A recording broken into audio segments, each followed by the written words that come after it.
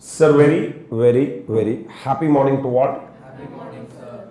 So we are doing RTP, MTP and the amendment area of the GST part, which is applicable for inter-September examination and final November examination. In that, my dear lovable students, in the recent RTP, that is for September 24 examination, inter-RTP, we are having one computation of GST payable question. Like that question, we have already solved 25 questions and which is available in our YouTube channel. That will be very helpful for your preparation because we will be solving in a separate model called as spent analysis. S stands for sales details, P, E, N, and T stands for tax payable. We will read this question and we will solve this question. Craftsman Model Limited, a registered dealer in Patna, Bihar, they are registered in Bihar, is engaged in various types of supplies. It is not engaged in renting of car business. Company provided the following details for the month of January 2024. These are the various details has been given in the question. Outward supply of goods made during the month to various non-related persons. That means the supply has not been made to the related persons. Basically, they are stressing that yes or yes condition has been satisfied. There should be a supply of goods or services or both. Such supply should be to an unrelated person and price should be the sole consideration. That's what yes or yes. If SRS condition has been satisfied, then transaction value is equal to assessable value. Sir, in the state of Bihar, which is nothing but intra-state supply, market value is 3 lakh, but the transaction value is 4 lakh. Fine. To the other states, that is interstate supply, market value is 7,50,000, whereas the transaction value is 6 lakh. Basically, they are asking us to decide whether something has to be done with the market value and the transaction value. And specifically, they have highlighted that supply has been made to a non-related person. That means, sir, relationship has not been affected, but price should be the sole consideration. That is another condition to be satisfied for the amount as given in the particulars column. Fine, fantastic. Adjustment number 2. Company pledged its 5% equity shares to the merchant banker for the purpose of proposed initial public offering. That means company were having equity shares. Out of the total equity shares, 5% of the equity shares has been pledged with the what banker? Merchant banker for the purpose of proposed initial public offer. They have not given any amount, 5%. Stock transfer of goods worth rupees 58,000 without consideration to its branch at Gaya, Bihar.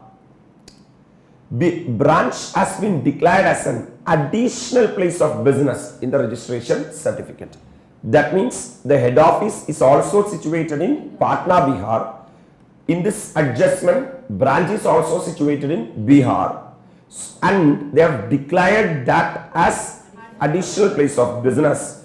We know the consequences, sir. It will not be treated as supply.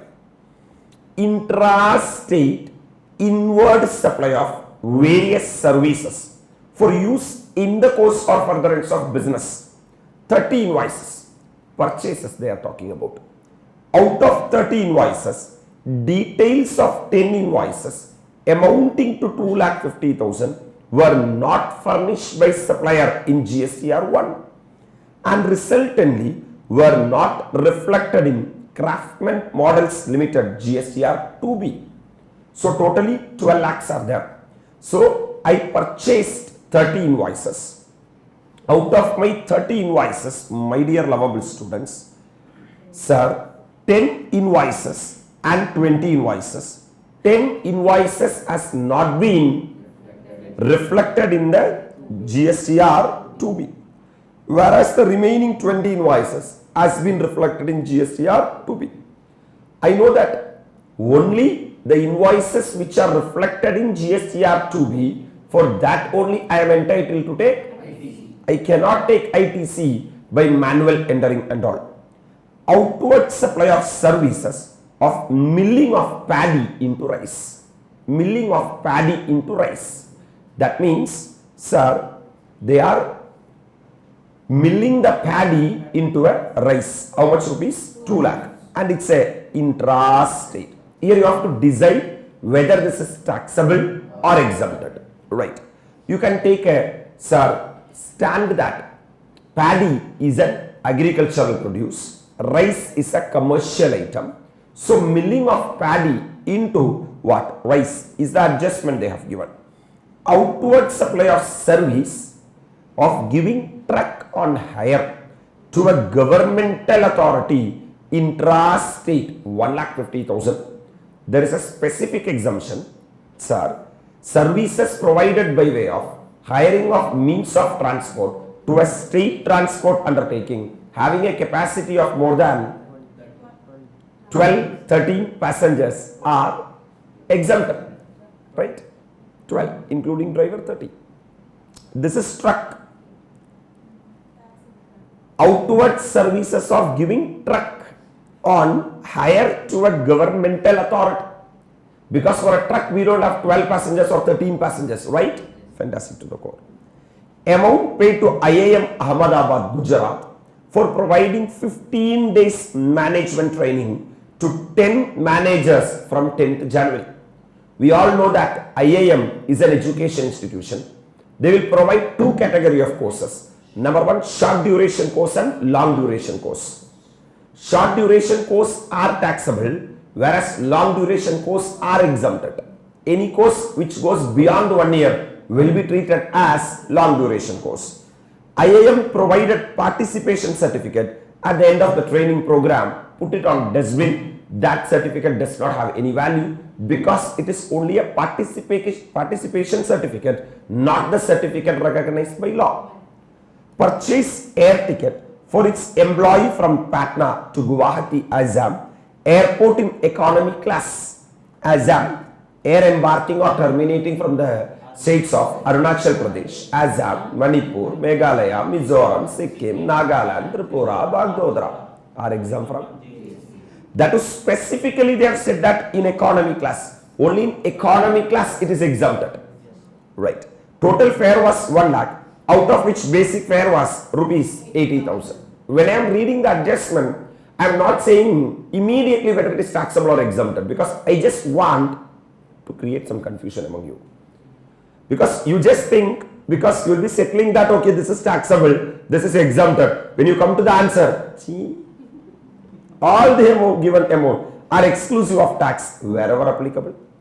During the course of arranging and filing documents, the accountant of the Craft Model Limited observed that an invoice of 30,000 excluding tax dated 2nd December was omitted to be recorded in the books of accounts and no payment was made against the same till end of January 2024.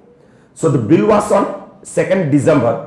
Now, sir, January 2024. This invoice was issued by Mr. Rahu Ketu of Patna, from whom Craft Model Limited had taken cars on rental basis. Invoice included cost of fuel also. So something to do with RCM, sir, renting of motor vehicle including fuel. Right, sir. Regarding pledging of share, face value is how much lakh? 5 lakh. Market value is 8 lakh. Sir, definition of goods and definition of services both excludes share, money and securities. Now they are talking about pledging of shares. For that the face value is how much? 5 lakh. And current market value is?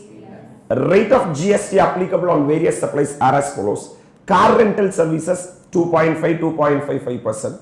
Transportation of passenger by air and all other inward and outward supply 9%, 9% and 18%. No opening balance of ITC exists in the beginning of the relevant tax period. Thank you. Subject to the information given above, condition necessary for claiming ITC has been complied with. You are required to calculate the amount of net GST payable in cash by Craft Model Limited for the month of January 2024 is what the question. So, this is a good question according to me. All this type of question will be good only, because in one question they will keep one or two adjustments here and there. If you crack that adjustment, your 10 to 14 mark will be in your pocket. My dear lovable students, you can follow 5-step approach. Step number 1 is sales details. Number 2 is purchase details. Number 3 is expense details. Number 4, net ITC, and the last one is net tax payable. I'll be solving that with our format, spent format. Coming to sales details, my dear lovable students. Outward intra-state supply of goods made in the state of Bihar. There are two outward supply they have given in the question. Number 1 is intra-state supply and interstate supply. Right? Look at the table, man. In the state of Bihar itself, they have supplied. The market value is 3 lakh, whereas transaction value is 4 lakh. Since this is intra-state supply, you are supposed to collect CGST and so outward intra-state supply of goods made in the state of Bihar, value of supply is the transaction value of goods. No need to confuse against market value, take the transaction value, because SRS condition has been satisfied. There is a supply of goods or services or both. Such supply is to a unrelated person and price is the sole consideration, because market value is only 3 lakh, whereas the transaction value is 4 lakh. So, I will take 4 lakh as the value of supply, and in the percentage table, they have said that for all other item other than the special item, the rate is 9% and 9%. 4 lakh into 9%, 36,000, and SGST of 9%, 36,000. So, since it is an intra-state supply, there is no question of IGST. Shall I proceed? Yes, sir. That's it. First adjustment, no confusions now. Number 2, outward supply of goods made to other state. Sir, here we have to think to other state, it's an interstate supply. So, IGST has to be collected. Okay, fine. I will collect IGST. There is no doubt about it. But market value is 7,50,000, but the transaction value is only how much lakh? 6 lakh. Sir, yes or yes condition. There should be supply of goods or services or both. Yes, there is a supply of goods or services or both. And specifically they are highlighting that outward supply of goods made during the month to non-related person. That means to an unrelated person, even are also satisfied. And price should be the sole consideration. Sir, the market value of the goods is 7,50,000. But I have sold at 6 lakh. I may provide a discount of 1,50,000 and which has been shown in invoice. And nowhere in the question they are saying that price is affected. If it is to a related person, I can say that price may be affected. So 7,50,000 rupees worth of goods I have sold for 6 lakh. But this is not the case. Here there is no hint in the question that price has been affected. So we have to take what value? Transaction value as the value of supply. No need to go to the market value. This is not like if an assessee has transferred any land, building or both for a value less than the stamp duty value should be taken as the full value of consideration. Like that and all, nowhere said in indirect tax. Correct? There is no need that the value should be equal to or more than the fair market value or the market value. Correct? It's my product. I can sell even less than the fair market value. If R and S conditions are not affected, then I can take the transaction value as itself my assessable value. That guy would have given some discount. That discount would have been properly disclosed in the invoice. Then what is the problem? So I will be taking how much lakh? 6 lakh. and I will not collect CGST or SGST. I will be collecting IGST because it is a, so 6 lakh into 18% comes to 1,08,000. Comfortable?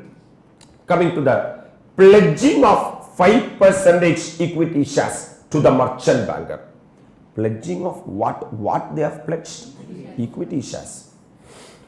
Supply includes supply of goods and services. We all know that as per section 7 subsection 1 clause A, supply includes all forms of supply of goods or services or both such as sale, barter, transfer, exchange, license, lease, rental or disposal made or agreed to be made for a consideration by a person in the course or furtherance of business.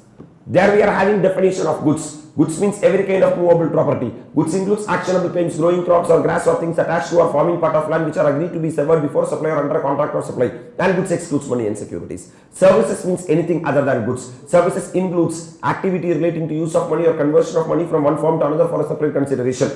And facilitating, arranging or transaction in securities and service excludes money and. So if you look at the definition of both goods and services, my dear lovable students, both excludes money and securities. So supply includes supply of goods and services. Shares being securities are neither goods nor services. The transfer of shares, which is neither goods nor services, is not a supply. So this is one of the basics of the GST. But what is the matter here? No, we should be able to strike that this is shares. Shares and securities are outside the scope of the GST. It is neither goods nor services. For that, only one way is there. You solve by yourself, go wrong, get the hit, then you will never forget that. Coming to the fourth one, man. Intrastate stock transfer to Gaya branch with no separate registration. That means they are no distinct person at all. They are not deemed distinct person at all as per section 25 subsection 4 or 25 subsection 5. Because in order to be a distinct person, you should have two separate registration either in the same state or two different states. Or you should have an establishment in another state. If the supply is an intra-state supply within the same state, and if you are declaring that as additional place of business, then they are not distinct person. Stock transfer between two units of legal entity and a single registration is not a deemed supply under the GST. And hence same is not liable to tax under the GST since branch with the same GST IN is not a what person? Distinct person. Even in our compiler we have the example. In supply chapter we have done this and the same has been covered as example. I'm coming, it's a beautiful thing, man. This you should know. Services of milling of paddy into rice. We all know that paddy is an agricultural produce. Paddy is because paddy is coming from the farmland. Whereas converting the paddy into rice is a commercial activity. Because rice is a commercial item. Rice is not a agricultural produce. Rice is a commercial item. That's why, sir, if you see the A stands for agriculture, we are having, sir, loading, unloading, packing, storage and warehousing of agricultural produce are exempt from GST. Right? Everyone starts saying that this explanation. Only paddy is an agriculture item and rice is not an agriculture item. So they all said that if you are doing this 5 activity with rice, it is taxable. Actually, it is taxable. There is no doubt about it. Government come up with another notification saying that loading, unloading, packing, storage and warehousing of rice is exempted. If rice is treated as agricultural produce, the earlier notification itself will cover rice, no. Then why a separate notification is needed? So, paddy is an agricultural produce, whereas rice is not an agricultural produce. So, milling of what into what? Paddy into rice. Is taxable. So services of milling of paddy into rice. Milling of paddy into rice cannot be considered as an intermediate production process. The intermediate production process, not an intermediate production process. In relation to cultivation of plant for food, fiber or other similar products or agricultural produce, thus it is not eligible for exemption. It is nowhere covered in the exemption of A. A stands for agriculture and art related service. So this 2 lakh will be taxable. For this 2 lakh, 9% CGST and SGST will be coming. Comfortable? Services of giving truck. You can give that truck to a GTA, Goods Transport Agency, then that is exempted man. Services of giving truck on hire to a governmental authority. Services by giving motor vehicle on hire to a governmental authority are taxable. Only the exemption what they are saying is services provided by way of hiring of means of transport to a state transport undertaking having a capacity of more than 12 passengers are exempt from GST. 12 passengers in the sense means it is bus. It is not truck. Since it is truck, it is taxable. So value of supply has been given. For that CGST and SGST, all the outward supply we have accumulated. This is a total value of supply as per section 15. On that, if it is an intrastate supply, CGST at 9%, SGST at 9% or IGST at the rate of 18%. I hope that you are very clear with the outward supply now. Coming to the purchase details. Intrastate inward supply of service used in the course of business. Sir, actually we were having 30 invoices, no? Out of 30 invoices, 10 invoices has not been reflected in the GSTR 2B. Why? Because the supplier, sir, has not furnished the GSTR 1. He has not furnished the outward supply. Since he has not furnished the outward supply, we cannot claim. So, intrastate inward supply of service used in the course of business. ITC cannot be availed by a registered person in respect of invoices, details of which has not been furnished by supplier in GSTR 1. If supplier has not furnished the GSTR 1, that is section 37, that is outward supply, Sauda. You cannot take ITC. So, what is the total value they have given? Total value they have given is 12 lakh. This comprises of how much invoices? 30 invoices. Correct? But have they given any value for the 10 invoices? Yes, sir. How much? So 12 lakhs minus 2,50,000 comes to, so 9,50,000 is the eligible amount. If this value has not been given, 12 lakh divided by 30 into 20 we would have taken. But they have said that the value for this 10 invoices is how much? So straight away I am reducing 2,50,000. Comfortable? So from 12 lakh, if I reduce 2,50,000, the balance is 9,50,000. On this 9,50,000, I would have paid GST. I can take it as ITC. So 9,50,000 into 9%, 85,500 and 85,500. Comfortable? Yes, sir. This I can take it as ITC. This is my step number 2. Coming to step number 3. Expense details. Training course organized by IIM, Indian Institute of Management. It is not exempt because IIM is having 2 courses. One is short duration course and long duration course.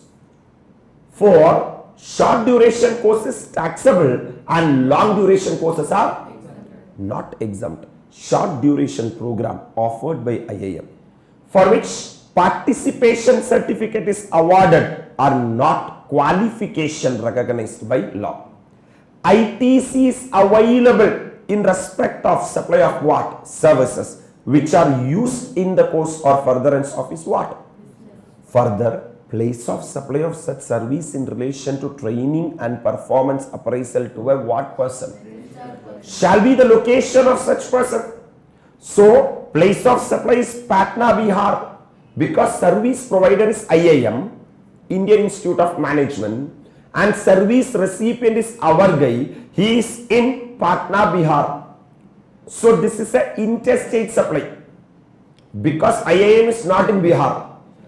Location of the supplier is other than Bihar, and the recipient place of supply is in Bihar. So it's a interstate supply. Further, where the location of the supplier and place of supply are in two different states, it shall be treated as interstate supply of services. So first of all, this service is taxable. Why taxable? Because this is not a long duration course. This is and in compiler we have discussed that. Any course which took more than 1 year will be treated as long duration course. This is a short duration course, hence it is taxable. And you just, sir, read this. This is where the brain should work when you read the part. Amount paid to IIM Ahmedabad, Gujarat. So the service provider is situated in Gujarat for providing 15 days what training? That's what management training. Management means it is in the course of furtherance of business. That's why I am able to take the ITC. It is not for my personal development, man. If it is for personal development, it would have fallen under personal consumption. Blocked credit. This is not blocked because it is relating to what training? To 10 managers from 10th January. Fine. Each and every word is carrying a big meaning. The IIM provided participation certificate at the end of the training program, put it on dustbin. That means this service has been used in the course of furtherance of business. Since it is in the course of furtherance of business, it is not for personal consumption. Hence, you can take ITC, this 5 lakh. You tell me, IIM is in Ahmedabad, but we are situated in Bihar. So, it's a interstate supply. IGST would have levied by IIM. So, 5 lakh into 18%, 90,000 is the eligible ITC, and that is not RCM because it is not covered in 93 or 53, it is FCM. IIM itself would have collected the GST, right? Coming to the second one, man. Air ticket from Patna to Guwahati, transport of passenger by air, terminating in an airport located in Assam is exempt from GST. As said, transportation is in what class? Air embarking or terminating from the states of Arunachal Pradesh, Assam, Manipur, Meghalaya, Mizoram, Sikkim, Nagaland, Tripura, Bagdodra is exempt from. Hence, the entire amount is exempt. I would have not paid any GST on that. Comfortable? Very important point. Car taken on rental basis. For example, I am a businessman. I have taken car on rental basis from Mr. Rahu Ketu. Tax on renting of motor car service, wherein cost of fuel is included in consideration, provided by a non-body corporate to a body corporate, and CGST and SGST is charged at a percentage, is payable under what charge? This we have already discussed in the class. Renting of motor vehicle. So if the service provider is weak and service recipient is strong, that is a body corporate, and the renting of car is inclusive of the fuel, and CGST and SGST at the rate of 2.5 and 2.5% they are levying, then my dear lovable students, RCM will be applicable. Time of supply of such service is 1st February, being earlier of the date of the payment or date of immediately following 60 days since issue of invoice by the supplier. Because for RCM we know that date of receipt of payment varadu, date of receipt of service varadu, whereas date of payment or 61st day from the supplier's invoice, whichever is earlier, they are connecting with the time of supply. I understood one thing, sir. Service is renting of motor car.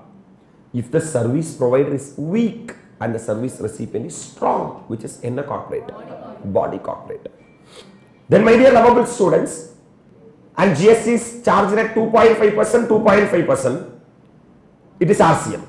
Once it's RCM, I am the person who are liable to pay tax at RCM. What is the time of supply? Sir, date of receipt of service varadu, date of payment or 61st day from the supplier's invoice, whichever is. Since the time of supply of renting of motor car is in the given case does not fall in January, tax liability on the same does not arise in the ANM month. Further, ITC on renting of motor car service received is blocked since the recipient Craft Model Limited is not in the NL line of business. A brilliant adjustment, one of the good adjustment, sir, in this question. I will be doing, man, sir.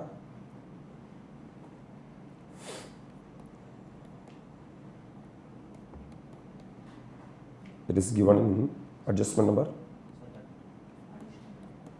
B part. Yes. Sir, I am reading once again. During the course of arranging and filing documents, they were doing the documentation part as per Sir SA 230. The accountant of Craft Model Limited observed that an invoice for 30,000 excluding tax dated 2nd December 2023. So the date of invoice is 2nd December. Was omitted to be recorded in the books of accounts and no payment was made against the same till the end of January 2024. Till Jan 2024 we have not made any payment. This invoice was issued by Mr. Rahu Ketu of Patna. Why they are saying he is a very weak person, from whom Craftsman's Models Limited, that means this guy is very strong person, has taken car on rental basis. Invoice includes cost of what also? Fuel also. That means, my dear lovable students, for which month you are calculating the GST? Craftsman's Limited, a registered dealer in Patna, is engaged in various types of supply. It is not engaged in renting of car business, right? Why they are saying this point? That means it is not a similar line of business for them. That's why they are highlighting it is not engaged in renting of. So they have hired car and they have not rented that car. If they have rented that car, they will be in the similar line of business. If they are in the similar line of business, ITC would have been taken. Right. Company provided the following details for the month of January. But this invoice is relating to dated 2nd December. Now we are in January. This invoice is relating to December. So what is the time of supply? Sir, time of supply for RCM service is date of receipt of services varadu. Number 2, date of payment, I have not made the payment at all, or 61st day from the supplier's invoice, whichever is earlier. So I have not made the payment.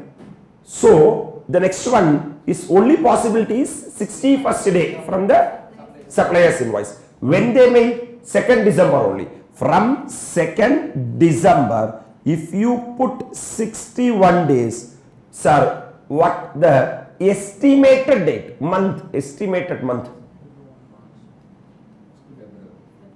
February. Correct? We are calculating the GST liability for month of January. So we don't have any responsibility of payment of RCM in the month of January. Next month, sir, it may come. So this month, since we are not making the payment, there is no question of ITC. Even next month you pay, you can't take ITC because it's a blocked credit. In one point, they have connected RCM, correct? In one point, they have connected blocked credit. In one point, they have connected time of supply.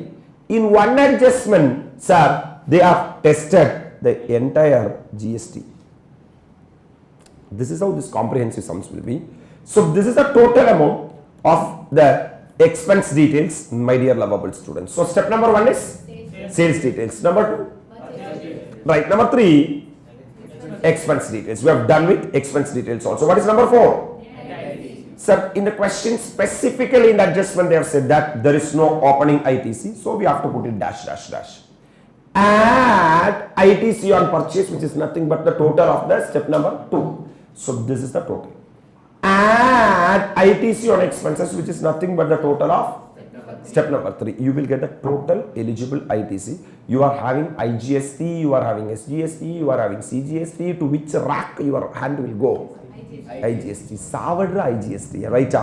So this is the GST payable. GST payable as per step number 1, which is sales details, 67,500, 67,500 and 1,08,000. Easy?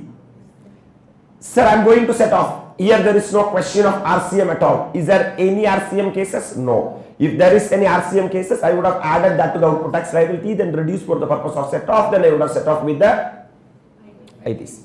Yesterday I have solved that question for you. Less, sir, I am taking for CGST credit 85,500. CGST credit can be set off against first what payable? I am having only 67,500. So I am having credit of 85,500, right? So 85,500 credit I am having, but payable of only 67,500. Still there is a gap of that 18,000 I can set off against IGST 18,000, right? Next one, sir. This I have knocked it off. CGST credit become 0. Sir, you have to first go with the IGST credit. Okay, yes. What is the SGST credit? 85,500. But how much is only SGST payable? 67,500. Knock it off. Still how much you will be having? 18,000. You knock that 18,000 against the NA payable. IGST. What is the IGST payable? Whereas the IGST credit is only 90,000. That's why IGST credit is exhausting there. That's why they came up with CGST SGST order. Because the credit of the IGST is less than the IGST payable. So anyway it will become 0. Understanding? That's why they came in that route. If you are having any confusion, first knock off IGST credit. What is the problem? First line you write less IGST credit against IGST payable becomes 0. Then you start set off the CGST and in that first try to set off CGST credit against the CGST payable and SGST credit against that, and the excess you can set off, right man. So after the primary set off, okay sir, nothing has to be paid for CGST because still excess credit is there man. There is nothing to be paid for SGST, still excess credit is there man. There is IGST credit of 18,000 payable. But still like CGST I am having 18,000 and SGST I am having 18,000. ITC carry forward after set off is 18,000 and here it is 0. ITC of CGST should be utilized for payment of CGST and IGST in that order. Now I am having two options. What are two options?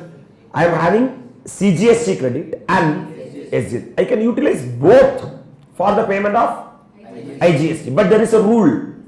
CGST credit should become 0. That means earlier only IGST credit should be exhausted. Now IGST credit should be exhausted, and rule number 2 is CGST credit should also be exhausted. That means I cannot take SGST credit till who is becoming 0. Important point, amendment point. Are you all really with me? So how much I need? 18,000. That 18,000 I will take from CGST, and the remaining 18,000 SGST I will enter forward.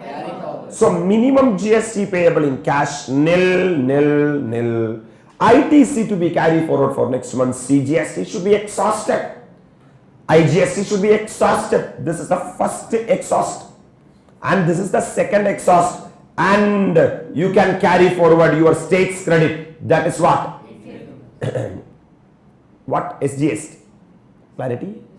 So it's a 5-step approach man. SPENT. S stands for sales details. P stands for purchase details. E stands for expense details. N stands for net ITC and T stands for tax payable. I feel that it is comfortable for you. A beautiful question with one or two adjustments.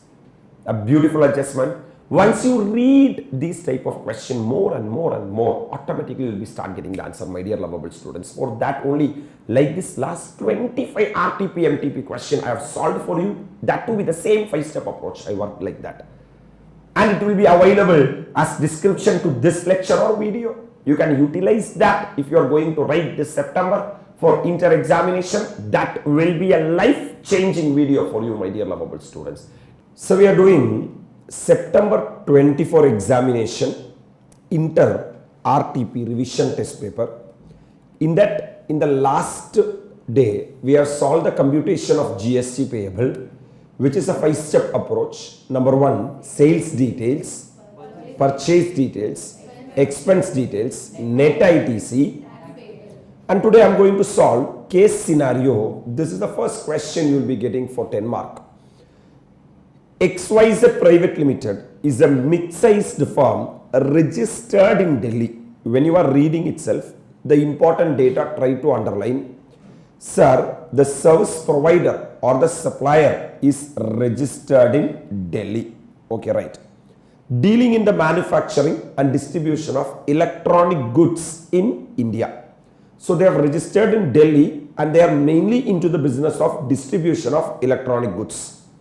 Company has been operating for over a decade and has a robust supply chain network across the country. The company need to ensure compliance with various GST regulations relating to return filing, registration and payment of tax. Kandipa. Company is exploring to expand its sales channel in India through distributors in each state. They want distributors in every state. In view of the same, company has undertaken the following activity in the month of June. With this backdrop or background, company has done these activities in the month of June. Only 4 activities are there. Organize a distributor conclave in Udaipur, Rajasthan. So they have called so many people as agents. Come forward. We will explain what is our idea regarding the agents all over India. For that, they kept a conclave in Udaipur, Rajasthan, where the distributors from Rajasthan, Gujarat, Madhya Pradesh participated in conclave held in Rajasthan. The nearby states like Rajasthan, Gujarat, Madhya Pradesh, all those agents came and attended in a hotel. The total cost of hotel accommodation was 25 lakh, which was paid by Delhi office to the hotel located in Rajasthan. We know that this guy is registered in Delhi. They set up a conclave in Udaipur, Rajasthan. For that conclave, they have hired an immovable property, which is hotel. Hotel have charged 25 lakhs for that conclave. So it's a very big conclave. So they would have provided some rooms and some food and some arrangements, some programs would have gone. So for that 25 lakhs has been paid. So you tell me, the possible question from this sentence is, what is the place of supply is the possible question. We know that with regard to hotel, sir, that is relating to immovable property, 12 subsection 3 will be applicable. As we all know that, in order to apply section 12, both service provider and service recipient should be situated in India, right? Service provider is registered in Delhi and service provider, that is hotel person, is situated in Rajasthan and service recipient is situated in Delhi. Since both the people are situated in India, the provisions of section 12 subsection 1 will be applicable. And this is a service relating to immovable property. So provisions of 12 subsection 3 will be applicable. In 12 subsection 3, there is no concept of registered or unregistered person. Sir, there is only location of the immovable property is situated or intended to be situated. Location of the immovable property is situated or intended to be situated. That means it is always CGST and SGST will be coming. Place of supply, right? Because there are two things which talks about intrastate supply and interstate supply. Number one, location of the supplier. The location of the supplier, hotel person is in Rajasthan. And place of supply is the location of the immovable property situated or intended to be situated. That is also in Rajasthan. That means it is what? Intrastate supply. Since it is an intrastate supply, CGST and SGST has to be collected. So what is the first question they are shooting up? Sir, on the basis of the facts given above, choose the most appropriate answer to question number 1 to question number 5 below. Which of the following statement is correct under the GST law in relation to the hotel accommodation service received by the company? Number 1, hotel shall charge CGST and SGST in the invoice issued to the company. Yes, that's right. Because it's a intrastate supply, so the hotel has to collect CGST and hotel shall charge IGST in the invoice issued to the company. No. In order to levy IGST, it should be a interstate supply. This is not a hotel shall issue bill of supply to the company. Never. Sir, bill of supply will be issued by the composition dealer, or in case of exempt supply, this is taxable man. So tax invoice has to be raised. So option number C, also put it on dustbin. Hotel shall charge CGST and SGST to the extent the charges are related to particulars of Rajasthan, and IGST to the extent charges are related to particulars of Gujarat and Madhya Pradesh on the invoice issued to the company. Sir, this is absolutely wrong. Place of supply is pakka. Sir, there is only one place of supply is there. Location of the immovable property is situated or intended to be situated. So option A is the right answer for this question, man. So option A is hotel shall charge CGST and SGST in the invoice issued to the company. Shall I proceed to the second one? The second adjustment I am reading. That is second para. Company purchased certain gift item for distribution to the participants in the conclave. Who and all are coming to the conclave, they thought that we will give some return gift. When they go back, we have to give some gift. The gift items were purchased from the vendor located in Ludhiana, Punjab. So the supplier is situated in Ludhiana, Punjab, and were delivered to the hotel in Udaipur, Rajasthan for distribution to the participants of the conclave. Right. The cost of such gift items was 25 lakhs. Total gift items was 25 lakhs. However, value of individual gift items was restricted to how much? 75,000.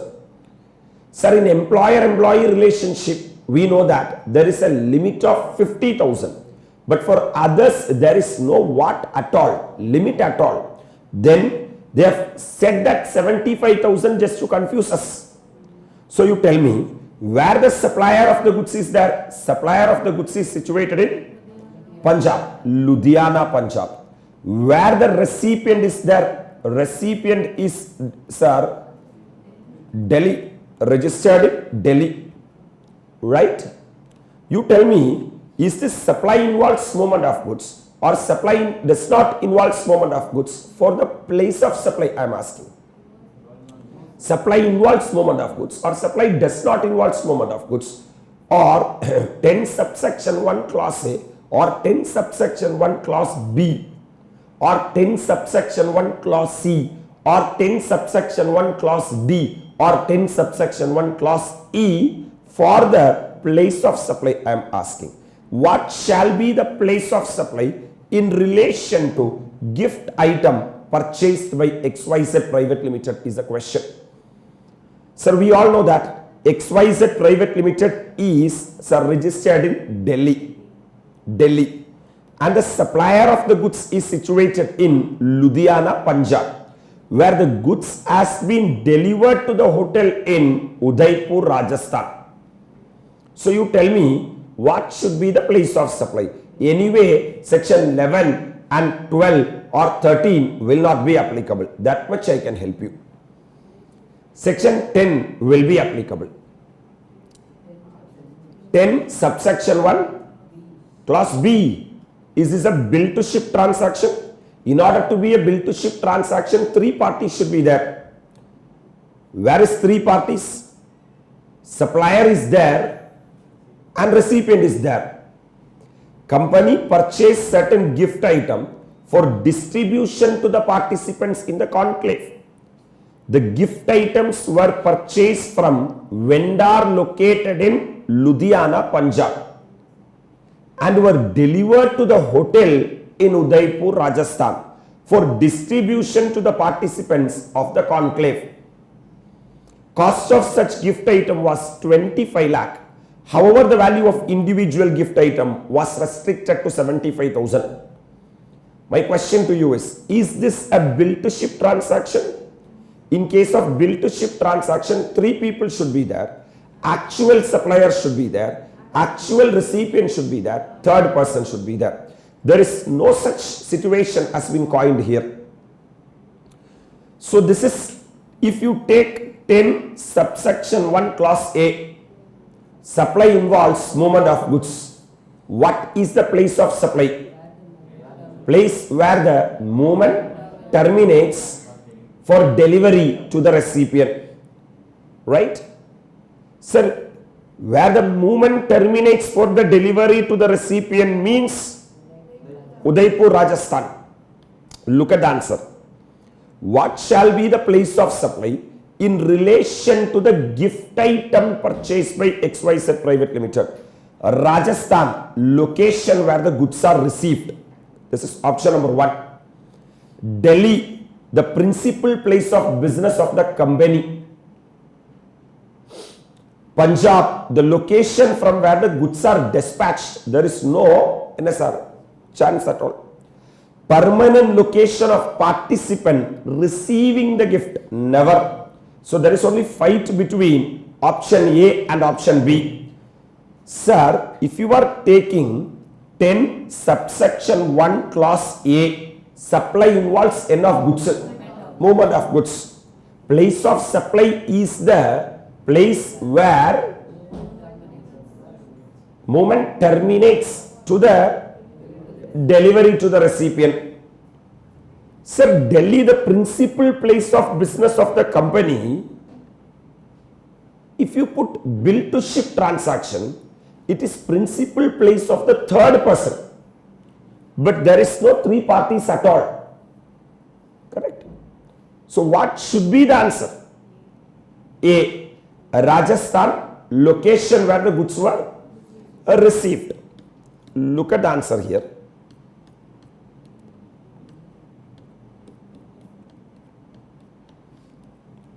Number 2, the most appropriate answer is B. Which provision will be applicable for B? 10 subsection 1 clause B. What it is? Bill to ship transaction. Bill to ship. Bill me, make the shipment there. For bill to ship transaction, three parties will be there. Number 1, actual supplier, actual recipient, and third person. Correct? For actual supplier, yes, there is actual supplier is there. Actual recipient is there. Hotel. Third person is there. Ourselves. We are calling to the actual supplier and saying that please deliver to the third person. Bill to me, make the shipment there. Correct? Sir, read this line once again. Company purchased certain gift item for distribution to the participant in the conclave. So company is acting as a third person. Where this company is situated? Delhi. The gift items were purchased from the vendor located in Ludhiana, Punjab, and were delivered to the hotel in Udaipur, Rajasthan for distribution to the participants of the conclave. The cost of such gift items was 25 lakh. However, the value of individual gift items was restricted to 75,000. So the supplier will make the bill to the Delhi and will make the delivery to the hotel. So this is a bill to ship. transaction. Then principal place of the n person. Who's the third person? We ourselves only third person. Where we are situating? Delhi. So Delhi principal place of business of the company is the third one. So 10 subsection 1 clause B will be applicable. Shall I proceed the reading the third part? Company purchased an insurance policy for its employees traveling for the conclave, and the premium for such insurance policy was 1 lakh, which was paid by the company. There is no requirement under any law requiring such insurance policy. That means it's a blocked credit.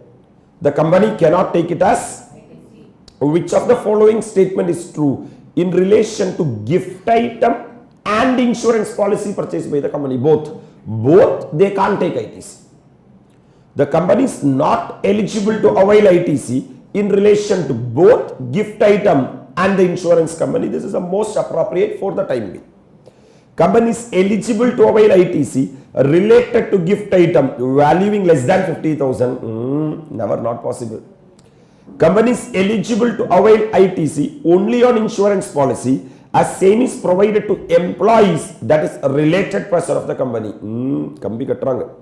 There is no restriction on availment in ITC related to gift and insurance policy. That is wrong. So the answer for 3 should be what? Option A is the right answer. Fantastic, sir. I am coming to the next slide. Company took on rent. Again, they took something on rent. Earlier, immovable property was taken. A new warehouse near its factory in Delhi. So, near its Delhi factory itself, they have took one warehouse. That means that warehouse also situated in Delhi. That's what they are highlighting. For storage and dispatch of goods. Goods are being transported between the factory and the new warehouse in a non-motorized cart, bullock cart. Non-motorized cart. The value of such goods transported in single trip is up to how much lakh? 5 lakhs. Further, the rent of warehouse is 18 lakh for the initial 11 months, and the same shall be revised to 21 lakh after the expiry of initial 11 months. Let it be, man. For that, what GST has to done what? Right? What you want for this? Which of the following statement is correct in relation to issuance of e-way bill for transportation of goods between factory and warehouse in non-motorized cart? Sir, if you are transporting goods in, sir, non-motorized cart, e-way bill not to be generated. E-way bill not to be generated. These are the exception to the e-way bill. These are the notwithstanding anything contained in this rule, that is e-way bill. No e-way bill is required to be generated. Neenga e-way bill generate panna vendiya where the goods are being transported are specified in annexure. Annexure contain a list of item where e-way bill is not required to be generated, being, my dear lovable students, this many goods. Number 1, LPG for supply to household and non-domestic exempted category customers. That means this gas cylinders and all is there, no. That is for the consumption of the household. It is not for commercial use. Then no need to mention in what? Kerosene oil sold under public distribution system, which is nothing but ration shop, which is again for the household usage. No need to raise the postal baggage transported by Department of Post. Postal baggage transported by the Department of Post. We know that with regard to Department of Post, sir, speed post, agency services, life insurance services, express cargo post is taxable. This postal baggage is generally exempted.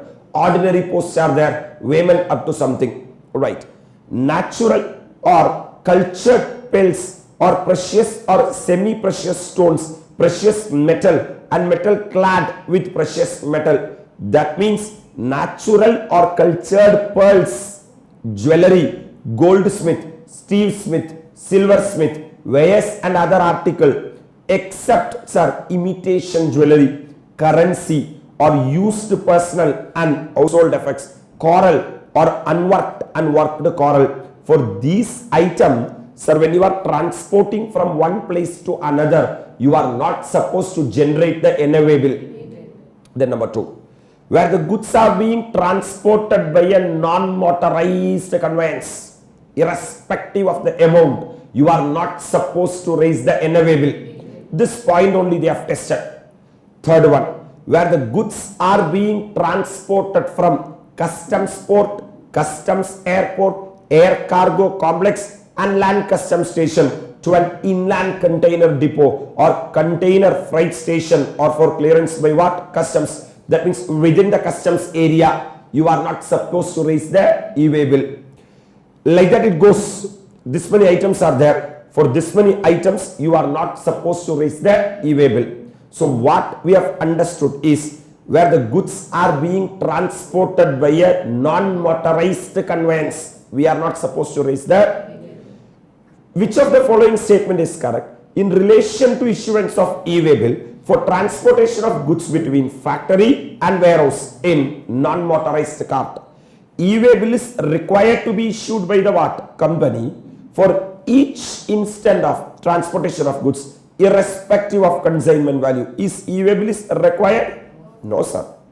E-way bill is not required to be issued in the given case irrespective of the consignment value of the goods. Yes, sir. E-way bill is required to be issued. No, sir. E-way bill is required to be issued. No, sir. So the ideal option should be option B. That means e-way bill is what? Not required to be issued. Very comfortable. I am coming to the last one, man. Which I am reading that para once again for your benefit. The company took on rent a new warehouse near its factory in Delhi for storage and dispatch of goods. Goods are being transported between the factory and new warehouse in non-motorized cart. If you are transporting goods in non-motorized cart like bullock cart, don't what? Raise the e-way bill. Because what is the bullock cart number? No number. Correct. For bullock there is no number. So how you will give the vehicle number? Bullock is having 4 legs. Like that you can't give. So the government said that don't raise the e-way bill. The value of such goods transported in a single trip is up to 5 lakh. Irrespective of the value, no need. Further rent of warehouse is 18 lakh for the initial 11 months and the same shall be revised to 21 lakhs after the expiry of 11 months. Now what they are asking is, which of the following statement is most appropriate in relation to the new warehouse taken on rent by the company? Separate GST registration is not required mandatorily. Yes, because both are situated in the same state. Factory is also in Delhi, warehouse also in Delhi. Declare the warehouse as the additional place of business. Comfortable. Separate GST is required mandatorily. No, man, because it is not covered in either 22 or 24, hence not required. GST registration is required as a casual taxable person for term of rent agreement. No, man, because after 11 months they will renew the rent, right? Separate GST registration is required once the rent is more than 20 lakhs per annum. Nowhere it has said like that. No provision in GST. So option A, separate GST registration is not required mandatorily, should be the right answer. For that 5A is the right answer. This is the case scenario, my dear lovable students. Like this, a 10-mark question will be coming in examination. So with regard to this RTP, we have discussed the case scenario. Super, sir. And number 2 is computation of GST payable. Sir, tomorrow in the coming day, we'll be discussing about section 7, question number 7, then question number 8 and question number 9 and 10. That's it with regard to the revision test paper for inter. Then we will move into the mock test, what and all they have tested. The same pattern will be there in mock test also. Then you'll be able to appreciate or understand lot of things. Still lot of time are there. Revise properly. If you are not able to revise it in 1 week or 10 days, we are going to revise after 2-3 days as crash, my dear lovable students. In the September, study very well. Wishing you all the very best. Sir, we are doing the RTP discussion of September 2024 examination. This is CA Inter RTP in that last discussion we have completed case scenario. Like this, a case scenario question will come for our examination. Then the next type of question is computation of GST payable. For that we are following 5-step approach. Spend, S stands for sales details, P stands for purchase details, E stands for expenses details, N net ITC, and T stands for tax payable. Now we are moving into the comprehensive part of the RTP. How they are testing, what they have tested. Question number 7 is a target. Briefly explain the taxable value of supply in the following independent cases. They have given 3 things, 1, 2, 3. They are asking about us the taxable value of supply. That means before we say taxable value of supply, we should say whether it is taxable or exempted under section 11. And when you are talking about the taxable value of supply, you should say the forward charge mechanism or the reverse charge mechanism. G1 Limited registered under GST provided services amounting to rupees 10 lakh to a governmental authority by way of sanitation conservancy. Sir, this is a new exemption under section 11 which are explained in Sarkar, which we will not discuss when we take the class. It's a new addition. This I am highlighting for you. Services provided to a governmental authority by way of water supply etc. are exempt from GST. So you are the service provider and governmental authority is the service recipient. You are providing certain specific services to the governmental authority, then that is exempt from GST. Services provided to a governmental authority by way of water supply. You are supplying water to the governmental authority. Number 2, public health. You are providing public health to the governmental authority. Sanitation conservancy, solid waste management, slum improvement and upgradation are exempt from tax. That means if you are the service provider and service recipient is governmental authority and there are 5 services they have notified. In RTP, if they are asking one of the listed service, in exam they will ask some other services. You tell me, number 1, water supply, number 2, public health, number 3, sanitation conservancy, number 4, solid waste management, number 5, slum improvement and upgradation are exempt from. So service provided to a governmental authority by way of water supply, public health, sanitation conservancy, solid waste management and slum improvement and upgradation are exempt from. Last time, what are the 5 things? Water supply, public health, sanitation conservancy, solid waste management, slum improvement and upgradation are exempt from. The service provided by G1 Limited registered under GST amounting to 10 lakh to a governmental authority by way of sanitation conservancy is exempt from. Fantastic to the core. So that's the first part of the question. So they are testing from the recent notification, section 11 amendment. This is an amendment area, my dear lovable students. So services provided to a governmental authority by way of water supply, public health, sanitation conservancy, solid waste management and slum improvement and upgradation are exempt from. So this is an amendment area. I am coming to the second part of the question. Raju transporters, basically GTA, a registered GTA, that is they themselves are registered, provided service of transportation of goods to Kukreja and Kukreja company, a registered and unregistered partnership firm. So service provider is GTA and the service recipient is unregistered partnership firm. We all know that partnership firm, whether N or not, registered or not. Partnership firm, whether registered or not, will attract RCM.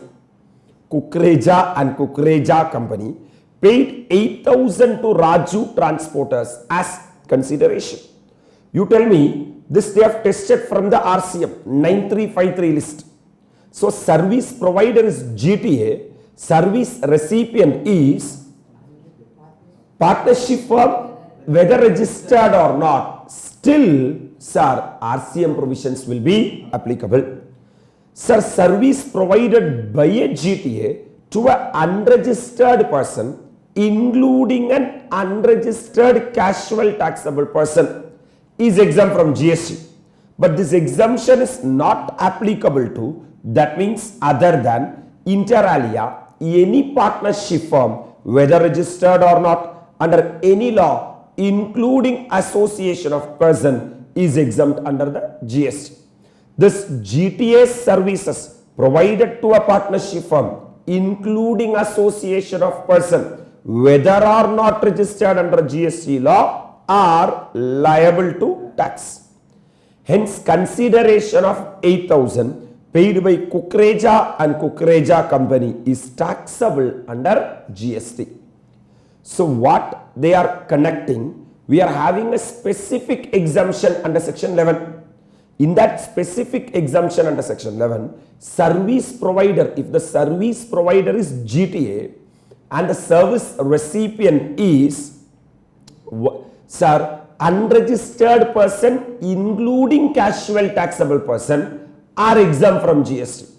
However, this exemption is not applicable to factory, society, cooperative society, partnership firm, whether registered or not.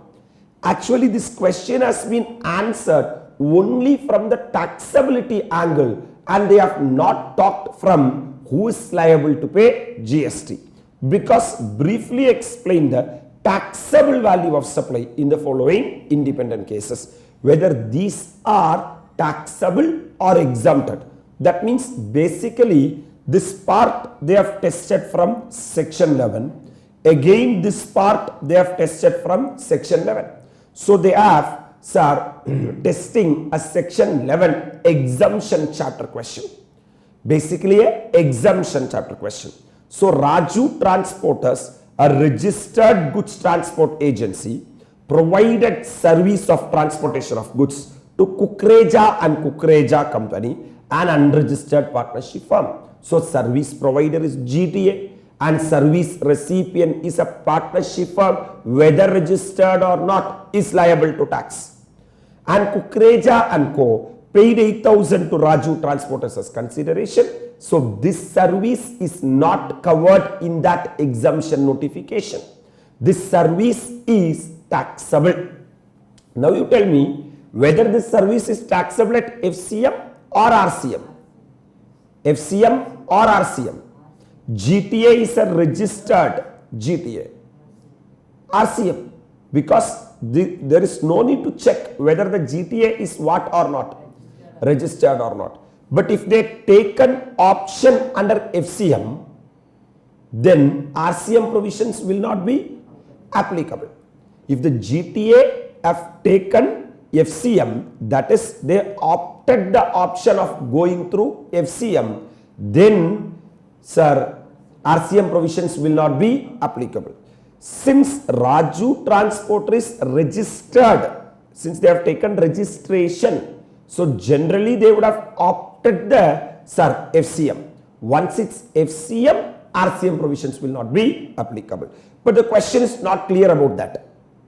Question is only asked about the taxability.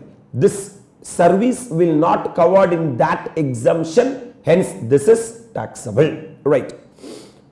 Amardeep Hospital provided services in neonatal intensive care for 2 days, for which 15,000 are charged per day from Mr. Chopra for his newborn son Virat.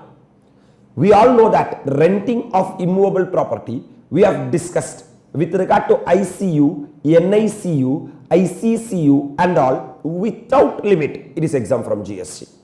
Sir, for normal rooms, if the room rent per day is 5,000 or more, then it is liable to GST. But that 5,000 or more limit will not be applicable to this ICU, NICU, CCU, all those things. Now, service provided by a clinical establishment, that is hospital, by way of providing room other than ICU, CCU, ICCU, NICU, having room charges exceeding 5,000 per day to a person receiving healthcare services is taxable under GST. This is again from healthcare services exemption. They have tested one thing. So my dear lovable students, the service provided by a clinical establishment. So the service provider is clinical establishment and service recipient is patient or the attendant who are along with the patient. Sir, what service they are providing? Providing room. But other than, this other than means this taxability will not be applicable. So other than ICU, CCU, ICCU and NICU, my dear lovable students, if it exceeds 5,000, look at the language. If the charges exceeds how much? 5,000 per day to a person receiving healthcare service is taxable. Since in the given case, Amardeep Hospital provided services in neonatal intensive care, so the entire amount of 30,000, because 15,000 per day, so 15,000 for 2 days, that's why it is 30,000, charged from Mr. Chopra is exempt under GST law, because there is no limit for ICU, CCU, ICCU and NICU. So this area may be a 6-mark area for examination, 2 mark. You should be very thorough with the exemption, section 11. From anywhere they will be testing the examination question, man. So the first one is an amendment. Sir, services provided by any person to a governmental authority by way of water supply, public health, sanitation conservancy, solid waste management and slum improvement and upgradation are exempt from GST. Number 2, service provided by a GTA to a partnership firm, whether registered or not, are taxable. Sir, that exemption notification to an unregistered person will not be applicable. I hope you are able to, sir, connect with that exemption of GTA, what we have discussed. And, sir, services by clinical establishment by way of renting rooms which exceeds 5,000 per day is taxable. But this provision will not be applicable to, sir, ICU, NICU, CCU and ICCU. That is it. That's it, man. Now, what type of question they are asking? Question number 8. Ramno Limited, registered under the entity under the GST, has demerged its operations from 31st October. Okay, fine. From this date, they have demerged the operation. The registration of Ramno Limited has been cancelled suo moto by the proper officer. So they are asking a question from registration chapter. That too from the procedural area. We know that 22, 23, 24, 25, 26, 27, 28, 29 and 30. So from the second and third area, that is 25, 26, 27, 28, 29, 30, they are shooting the question. So from this date, we all know that as per section 29, PO is having the power to cancel the registration. So he suo moto cancelled the registration. The order of cancellation of registration was passed on 4th November and was served on 7th November. Okay, fine. Order of cancellation of registration, the PO proper officer passed on 4th November and it has been served on 7th November, right? Ramno Limited wishes to apply for a revocation of cancellation of registration. So registration has been cancelled as per section 29 and you can file a revocation of cancellation of registration as per section 30 on 4th February 2024. Wow. When they have passed the order 4th November, when they have served the order means given that order to the client. Okay. It was 7th November. So the registered person came to know only on 7th November. But when they have applied 4th February, so November means November is over, December is over, January is over, and they have NSR applied on February. The tax consultant of Ramno Limited advised that application for revocation of cancellation of registration is time barred and hence not valid in law. That means they are testing the recent amendment. We all know that section 30 has been amended. Earlier the time limit was 30 days from the date of cancellation of registration. Now they have raised the time limit, man. This is a very important question for examination, whether September or CA final November, because section 30 has been amended. From this area you will be getting the question. The tax consultants of Ramno Limited advised that application for revocation of cancellation of registration is time barred and hence not valid in law. You are required to examine the technical veracity of the advice given by tax consultant of Ramno Limited is a question.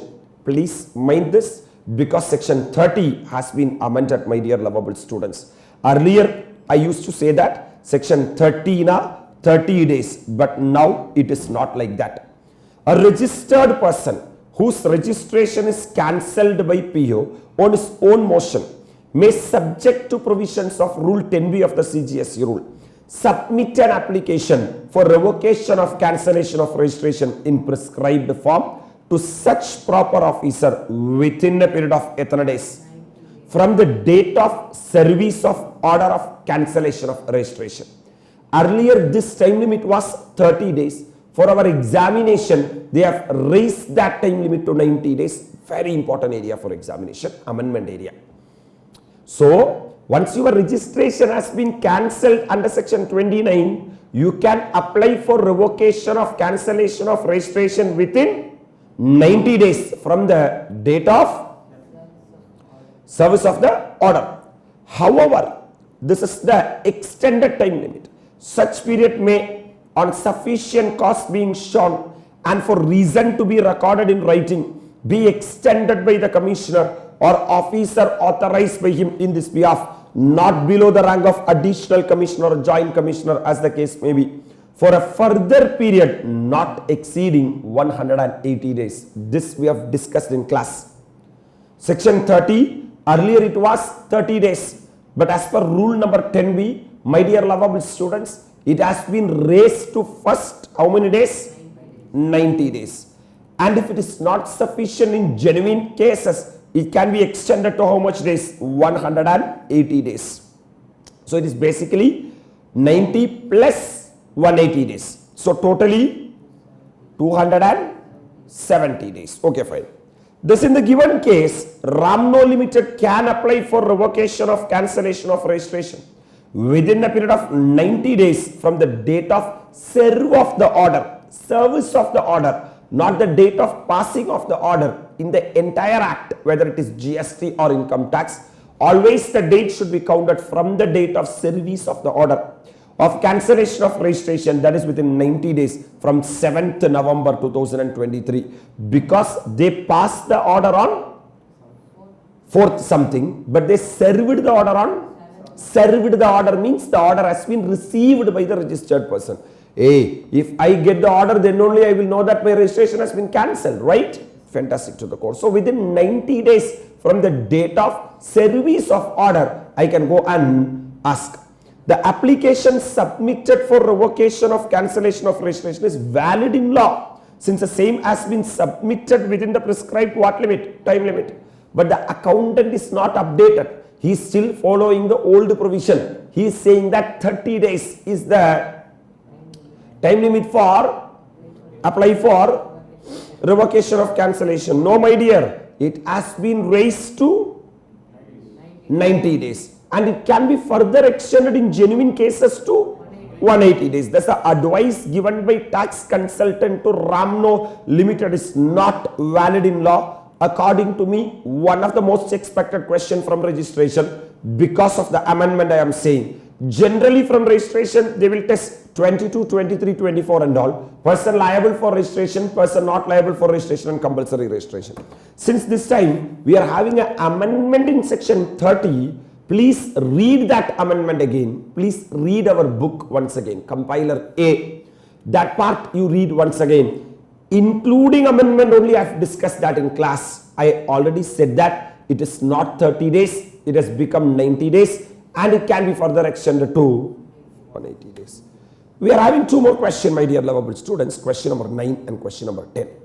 Both the question we will be dealing in the coming slot. So this is the pattern of RTP they are asking, one case scenario they are asking, one computation of GST payable. We are king in computation of GST payable. Again I am repeating, I have uploaded a 25 question marathon for computation of GST payable.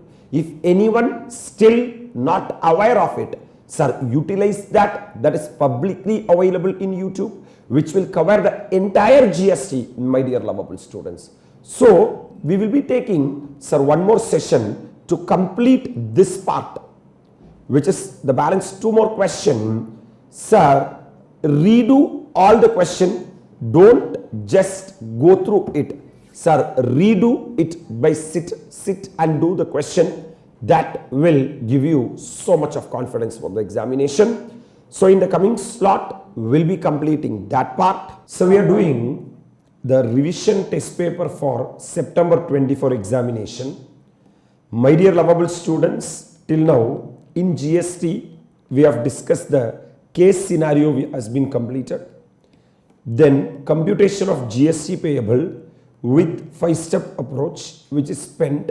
S stands for sales analysis, then purchase details, then expense details, then net ITC, and the last one, tax payable, has been completed. And in the last session, we have talked about question number 7 and question number 8. Now we are moving into question number 9 and question number 10. Mr. X, a registered person under GST, has aggregate turnover in the preceding financial year amounting to 8 crores. Super, sir. So in the immediately preceding previous year, my turnover is more than, sir, is more than some amount of crore. For them, it is 8 crore. He is desirous to know whether e-invoicing is applicable for the supplies made by the registered person to government department or establishment or government agencies or local authorities or public sector undertaking, which are registered solely for the purpose of deduction of tax at source as per the provisions of section 51 of the CGST Act. You are required to advise Mr. X is the question. So here you should have a strong background about e-invoicing, my dear lovable students. So for a little recall, I am going back to our compiler and we will be checking for whom e-invoicing provisions will be applicable. As per Rule 48 Sub Rule 4, invoice shall be prepared by such class of registered person as may be notified by the government on the recommendation of the council by including such particulars contained in Form GST INV 01 after obtaining an invoice reference number by uploading information contained therein on the common portal, and in such manner and subject to such conditions and restrictions as may be specified in the notification. That means what they are saying, rule number 48 sub rule 4 is saying that if your turnover exceeds a threshold limit, which what we are saying, then you have to upload the invoice in the GST common portal and you have to get the e-invoice and you have to raise the e-invoice. Now the applicability of e-invoice is as follows: more than 5 crore from 1st August 2023 onwards. That means in the immediately preceding previous year, if your aggregate turnover exceeds 5 crore, then you are supposed to raise the e-invoice, right? So e-invoice is not generation of invoice by a government portal. Taxpayers will continue to create their GST invoice on their own accounting, billing or ERP system as per the e-invoice schema. Electronic invoice, e-invoice. This invoice will then report to invoice registration portal called as IRP. That means if your aggregate turnover in the immediately preceding previous year exceeds 5 crore, then you are supposed to raise the e-invoice. How to raise the e-invoice? You are supposed to, sir, generate the e-invoice by your system, whatever you are using, whether it is Tally or ERP or whatever it may be. And that invoice has to be uploaded or reported in IRP. What is IRP? Invoice Registration Portal. On such reporting, once I report, IRP will generate a unique number called as IRN, Invoice Reference Number. Digitally sign it and return the e-invoice to the supplier. So basically, sir, if my aggregate turnover in the immediately preceding previous year exceed 5 crore, I am liable to generate e-invoice. Fine. With my using my software, I have to, sir, first generate the invoice. I have to report that invoice to Invoice Registration Portal. Then Invoice Registration Portal will give me a number called as IRN, Invoice Reference Number, and it will automatically digitally sign and they will share the invoice to me. A GST invoice will be valid only with a valid IRN. If there is no IRN, that will not be considered as invoice, valid invoice. Presently, invoices, credit note, debit note, when issued by notified person to registered person B2B or for the purpose of export are covered under what invoice? E-invoice. Only B2B category, only for that B2B category, we are supposed to raise the e-invoice. And also for export, we are supposed to raise the e-invoice. That means for B2C category, we don't need the e-invoice. Though different documents are covered for ease of reference and understanding, system is referred as e-invoicing. The full system is called as e-invoicing. This all we have discussed in class. Advantages of e-invoicing. Class of person notified to mandatorily issue e-invoice. This is the crux. A registered person, except specified class of person, whose aggregate turnover in any financial year from 17-18 onwards, that's a cutoff because that's a year in which the GST rolled out. So from 17-18 onwards, exceeds 5 crore. So you take from financial year 17-18, in any of that year exceeds, the aggregate turnover exceed 5 crore, has been notified as class of person who shall prepare e-invoice in respect of what supply? B2B supply. So you are supposed to raise the e-invoice only for B2B supply and export, that is supply or goods or service or both to a registered person or for. That means thus presently such notified person are not required or allowed to report B2C invoices. Only B2B and export are supposed to raise, sir, e-invoicing. Further, e-invoicing also not applicable to invoice issued by ISD, that is Input Service Distributor. This is the non-applicability. That means once your turnover, aggregate turnover in immediately preceding previous year from 17-18 exceeds 5 crore, you are supposed to raise the e-invoices, right? We already discussed.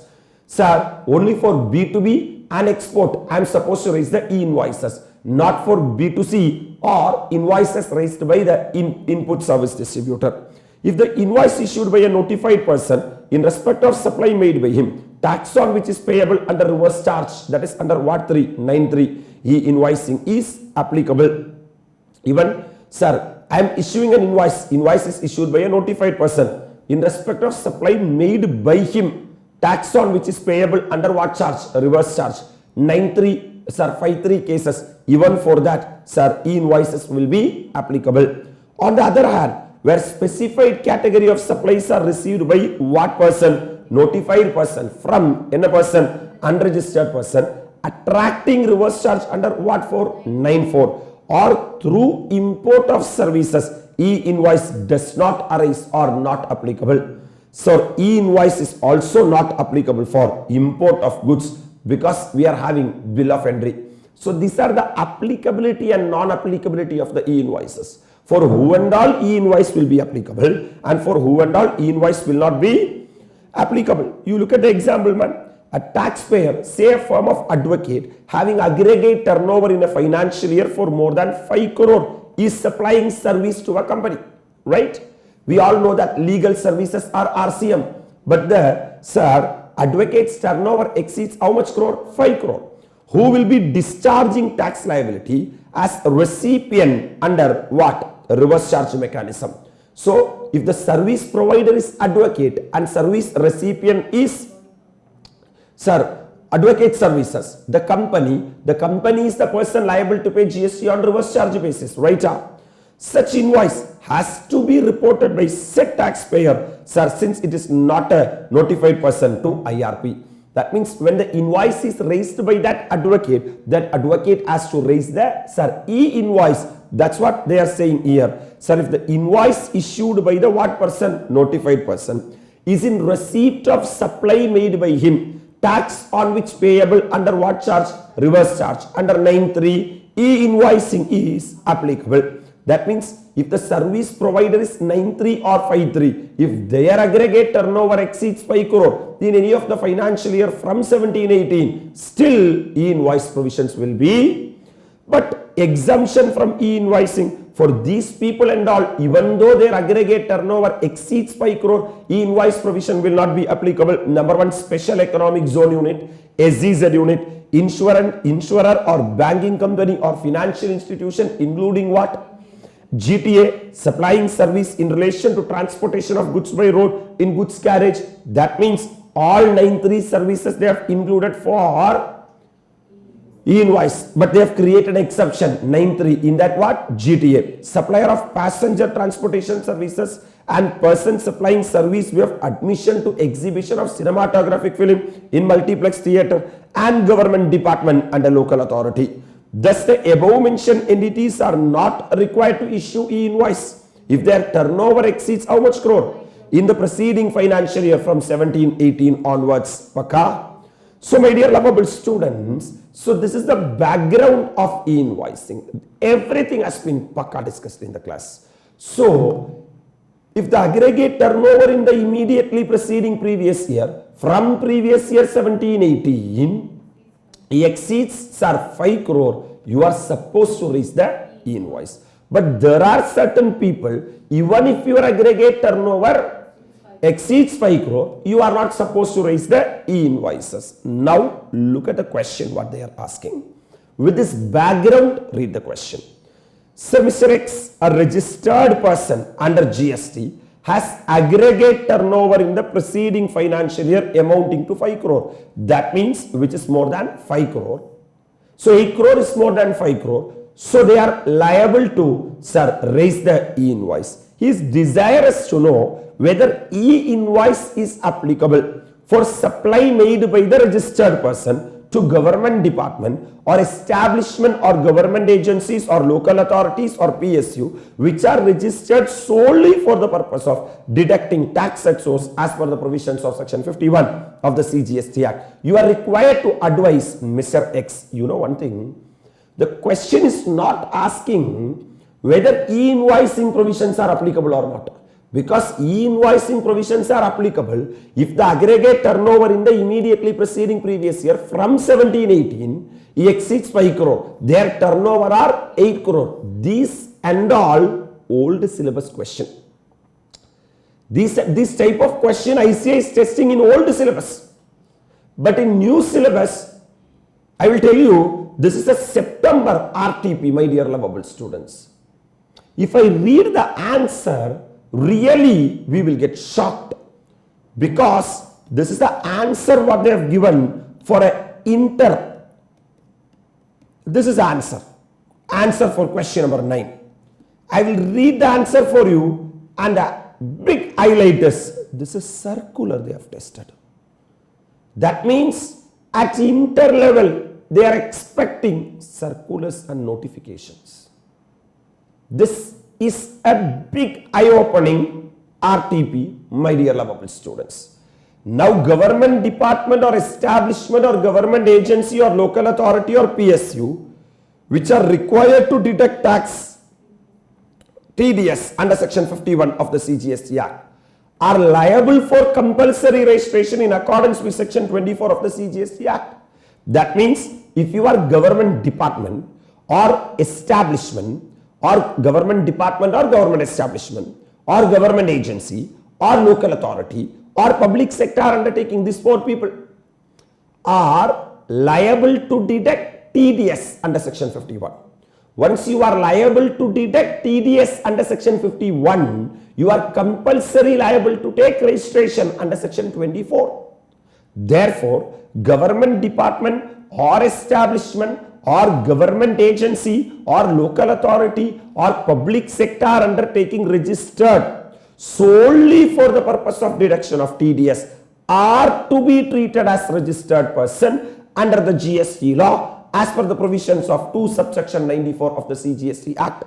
Even though they have taken registration for the purpose of TDS deduction, still you have to consider them as registered person. So we are, sir, providing the services or supply. Our aggregate turnover in any of the immediately preceding previous year from 17-18 exceeds how much crore? 5 crores. That means we are supposed to raise the e-invoice. Just now we discussed that, sir, only to B2B and also for export we have to raise the e-invoice. For B2C, sir, e-invoices are not required. So, if these guys has taken registration solely for the purpose of TDS, if you are arguing that, sir, they have not taken normal registration, they have taken only TDS registration, that too only for the purpose of deduction of TDS, they should not be treated as B2B, they have to be treated as B2C. Understanding? If that is the stand you are arguing, then no need to raise the e-invoice. You have to raise only normal invoice. That's why government has put a circular which is clarifying the stand. Government is saying that hey, they have taken registration under section 51 for the purpose of deducting TDS under section 51 by falling under section 24. Even that will be treated as a registered person. This slide. Therefore, government department or establishment or government agency or local authority or PSU registered solely for the purpose of deduction of TDS are to be treated as registered person under the GST law as per the provisions of 2 subsection 94 of the What Act. Accordingly, the registered person whose turnover exceeds the prescribed threshold for generation of e-invoicing, which is nothing but how much crore, is required to issue e-invoice for the supply made to such government department or establishment, government agency or local authority or public sector undertaking under Rule 48, Sub-Rule 4 of the CGST rules. That means even though they have taken registration for the purpose of deducting TDS, they will be treated as a normal registered person for the purpose of issuing e-invoice. And in the rule, we have already said that for B2B transaction, e-invoice has to be raised. So that guy is also a registered person. That guy will be treated as business person. So mandatorily, you are supposed to raise the e-invoice provided if your aggregate turnover in the immediately preceding previous year exceeds 5 crore. I hope that pakka clarity will be having why the circular came, what was the issue, what was the doubt. I am coming to question number 10, the last question. Briefly explain the manner of dealing in difference in ITC available in auto-generated statement. We all know that we will file our GSTR1. GSTR1 is our outward supply as per section 37. Once one person has furnished their GSTR1, it will be auto-populated in GSTR2A and GSTR2B. These are the, two documents. In GSTR2A, we will be able to see the purchases. GSTR2B, we will be able to see the tax component. Briefly explain the manner of dealing in difference with ITC available in auto-generated statement containing the details of ITC and that availed in return prescribed in Rule 88 of the CGST rules. Wow. Sir, this is a CA inter-revision test paper. One question they have asked from circular and another question they are asking from rule. That means ICAI is in different range now. If that is the case for inter, final, all the very best. So this is a new recent rule they have added, rule number 88D. Rule number 88D of the CGST rules provides as follows. Where the amount of ITC availed by a registered person in the return for a tax period or period furnished by him. For example, I am filing a return. In that return, I have availed certain ITC. For example, I have availed 1 lakh rupees as ITC in form GSTR 3B. Exceeds the ITC available to such person in accordance with the auto-generated statement containing the ITC in form GSTR what B? 2B. In respect of the said tax period by specified amount and percentage, the said registered person shall be given an intimation in the prescribed form electronically on what portal. And copy of such intimation shall also be sent to his email address provided at the time of registration or as amended from time to time. Said intimation shall highlight the said difference and will direct him to. That means you have availed 1 lakh rupees as what? ITC in your GSTR 3B. Whereas in GSTR 2B only 60,000 ITC is there. That means you have claimed extra ITC of 40,000. You will get a love letter from the department, my dear lovable. The ITC available in electronic credit ledger, that is GSTR 2B is only 60,000. But in GSTR 3B, you have availed 1 lakh. Please make these corrections. Number 1, pay an amount equal to the excess ITC availed in the said form GSTR 3B along with interest payable under section 50 of the CGST Act through prescribed form. Please pay this extra ITC availed of 40,000 along with the interest. Give back to the government. Because in your form GSTR 2B, you are having only eligible ITC of, but in GSTR 3B, you have taken ITC of, number 2. Explain the reason for aforesaid difference in ITC on the what portal. You just explain as why there is a difference in the ITC available in the common portal within a period of how many days? We want the response within 7 days. So you choose either option A or option B. Either you pay the difference along with the interest, or you explain to us why the difference has came. Fantastic to the core. Such a registered person shall upon receipt of the said intimation. So this is what written in the intimation. Either you have to repay as that 40,000 along with the interest, or explain the reason. Now I got that love letter from the department. Now I have to do what? Either they said only 2 things. No, I can do only the 2 things. Pay an amount equal to the what ITC as specified in your intimation. Either what or what? Along with interest payable through prescribed form and furnish the details thereof electronically on the inner portal. You have to say to the department that Ullengaya, Saringaya, I took 1 lakh rupees ITC, but the eligible ITC is only 60,000, 40,000 I am paying from my pocket along with that. Or furnish a reply electronically on the what portal, incorporating reason in respect of the excess ITC that has still remained to be paid within 8 days period. Because that is the time limit they said.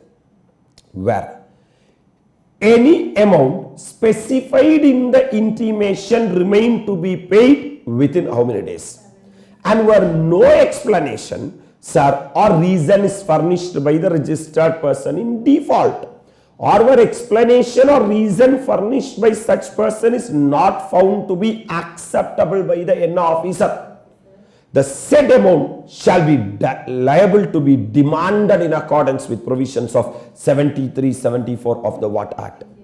That means within 7 days period we ask you to pay the amount, you have not paid the amount, or you have not provided the explanation or the reason furnished by such person is not acceptable. Either you don't pay within, or you gave the explanation, that explanation is not found, not paid, no explanation given, or even after explanation given, it is not. Then that amount which has been specified will become demand and that will be recovered through 73 and 74. 73 and so if there is a difference between the ITC, what is shown in GSTR 2B and what is availed in GSTR 3B, you will get an intimation from the department saying that either reverse that amount along with the interest or give us reply within 7 days. Fantastic to the core. So if you are paying that amount within 7 days, you are a good boy. If you are not paying that amount, give the explanation. What is the reason for the difference? What department is saying that if you are not paying that amount within 7 days, you are not responding as reply within 7 days, or you are replying but that reply is not found acceptable, then my dear lovable students, we will treat that amount as demand and we will recover by 73, 74 proceedings. That 73 and 74 is a topic in CA final, but we are liable to pay some amount to the department, no. So department has to recover that amount, amount that will be recovered by 73 or 74. So what this RTP is teaching to us is even circulars, reason circulars and notifications are important even at the inter level itself. So my dear lovable students, for final it will be mandatory to discuss those circulars and notifications. I think we have completed all the questions in the RTP of inter. In the coming slot onwards, we will start doing the MTP mock test part. We will be seeing what they have asked in MTP 1 and MTP 2, my dear lovable students. I hope that you have understood all the provision. If you are enjoying, sir, share your happiness as comments. Still lot of time are there. Study properly and regularly. This September is our attempt. I am wishing you all the very best. We'll meet at the appropriate time. Thank you. Bye-bye from ANM.